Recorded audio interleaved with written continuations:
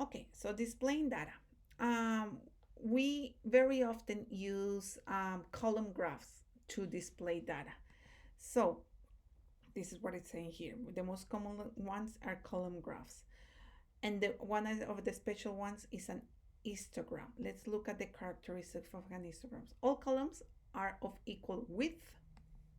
No gaps are left between columns. This is an important one and a one that Excel doesn't do very good, but I'm going to show you how to modify this in Excel. Each column straddles an axis score. That is, the column starts and finishes half between the scores. You don't have to worry too much about. If you're doing it by hand, you have to make sure that is in the middle. But if you're doing it in Excel, Excel does this automatically. Usually a half interval is left at the beginning and the end of the graph. That is the first score and the 1 unit from the frequency axis.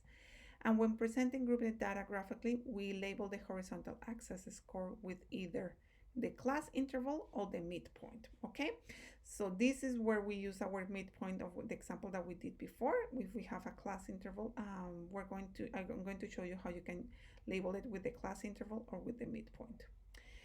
And if we join the midpoints of the tops of the columns in the histogram, then extend to the x-axis, we form what is called a frequency polygon. This is wrong, girls, and I'm going to change it right away. It's not, and I copied this one from the book. It's not the frequency, it's not the midpoints.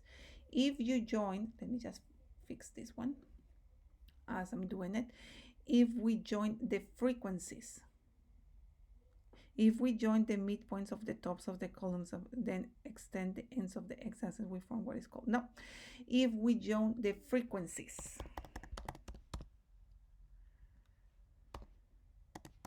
of each class, then we form that frequency polygon. I'm going to show you how to do this in Excel as well. Okay, beautiful. So there we go. Blah, blah, blah, blah, blah. Beautiful. Okay, so continue example 1. So I'm going to go into my Excel again, and I'm going to go into my example 1. And it says display the data as an histogram. Comment on the shape of the graph.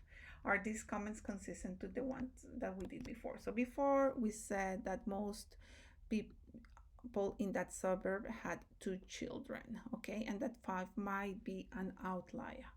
So how do we create an histogram? We select the data.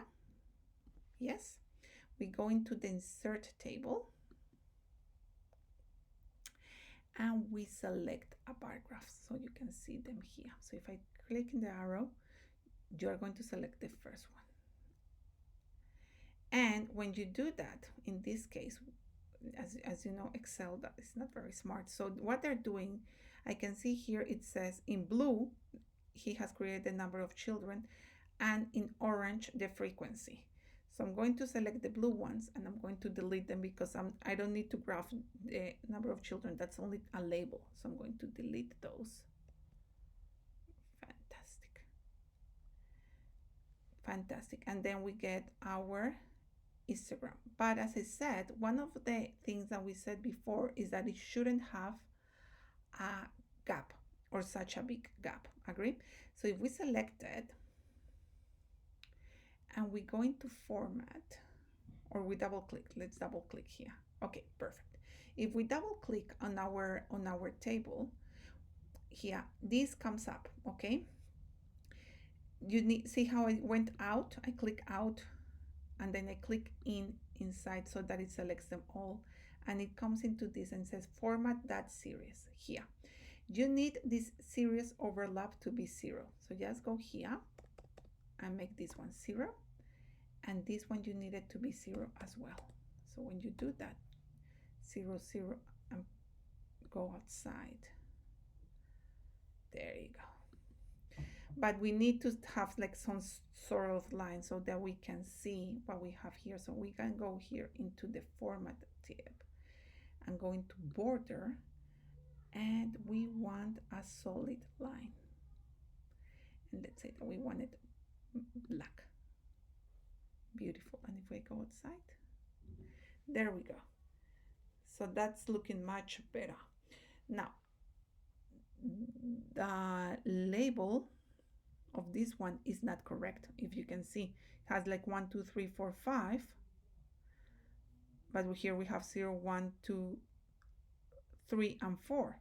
So what we can do here, when we're going to say, I'm selecting this one and I'm going to say axis option. Where do I find vertical axis? No.